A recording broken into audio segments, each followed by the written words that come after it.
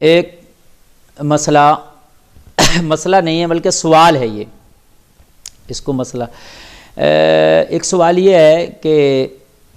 خواب میں سانپ کا آنا کیسا ہے؟ تو دیکھیے ایک بات میں آپ کو بتاؤں، پہلے تو ہر خواب سچا نہیں ہوتا۔ خواب دو طرح کے ہوتے ہیں، ایک خواب سچا بھی ہوتا ہے جو کسی چیز کی طرف اشارہ کرتا ہے اور جس کے کوئی معنی ہوتے ہیں، اور ایک خواب وہ ہوتا ہے کہ جس کی کوئی حقیقت نہیں ہوتی، کبھی پیٹ کی خرابی کی وجہ سے وہ خواب نظر آتے ہیں، یا انسان دن میں کسی کشمکش میں مبتلا رہے یا کسی کام کے بارے میں سوچ و فکر زیادہ کرے، تب بھی اس کو نیند میں وہی چیز نظر آ جاتی ہے کہ جس چیز کے بارے میں وہ دن میں زیادہ فکر مند تھا، تو اس کا بھی کوئی مقصد نہیں ہوتا۔ لیکن کچھ خواب بامعنی بھی ہوتے ہیں، یعنی کچھ تو بے معنی ہوتے ہیں اور کچھ بامعنی ہوتے ہیں۔ اگر جو بامعنی خواب ہوتے ہیں ان میں کہ سانپ کا دیکھنا کیسا ہے، تو معزز سامعین، سانپ کے تعلق سے جو خواب میں بتایا گیا ہے وہ یہ ہے کہ سانپ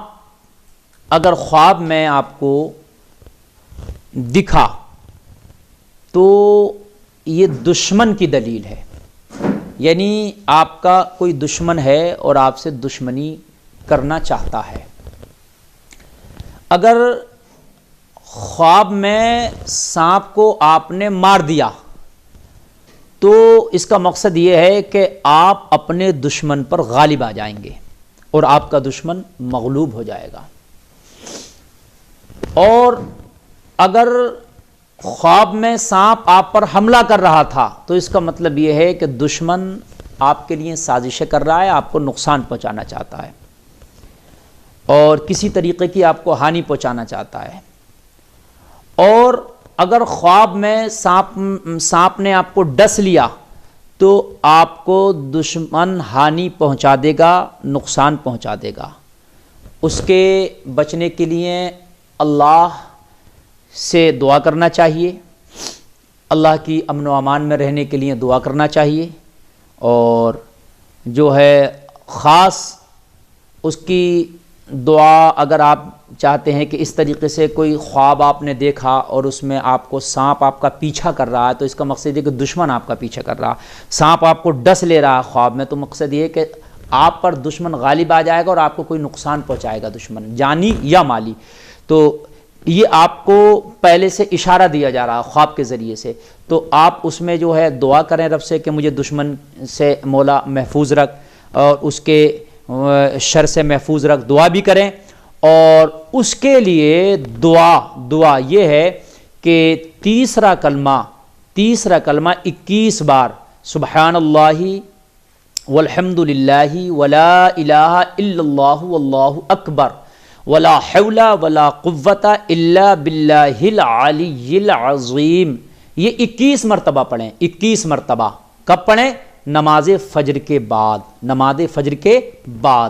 21 مرتبہ، اور 3 مرتبہ آیت الکرسی، 3 مرتبہ آیت الکرسی، 21 مرتبہ تیسرا کلمہ،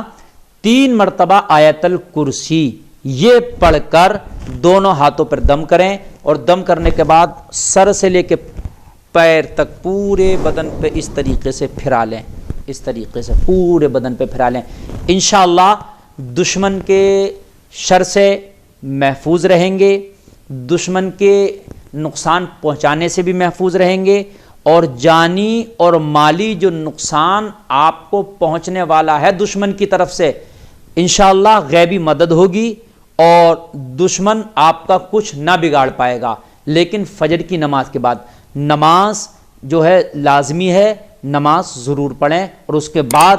یہ عمل پڑھیں تو انشاءاللہ آپ کو ضرور بضرور فائدہ ہوگا۔